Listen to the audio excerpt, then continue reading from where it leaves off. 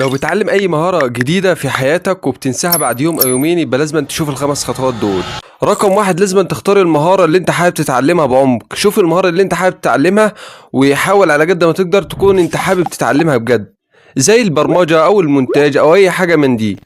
وبعد ما حددت المهارة اللي انت حابب تتعلمها وانت دلوقتي بتذاكرها ولا حاجة وحابب تعرف المهارة دي انت فهمتها ولا لا، حاول على قد ما تقدر الحاجة اللي انت تذاكرها او كده حاول تشرحها لحد غيرك، وحاول تشرحها بطريقة انك كأنك بتشرحها لعيل صغير، تشرحها بكل تفاصيلها.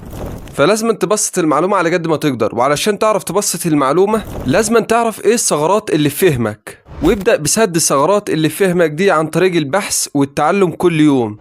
رابع خطوة، حاول على قد ما تقدر تشرح المعلومة بأمثلة حياتية في حياتك، إنك تربط الحاجة اللي أنت بتشرحها دي بحاجة موجودة حواليك عشان ترتبط في عقلك بطريقة مبسطة وسهلة جدا.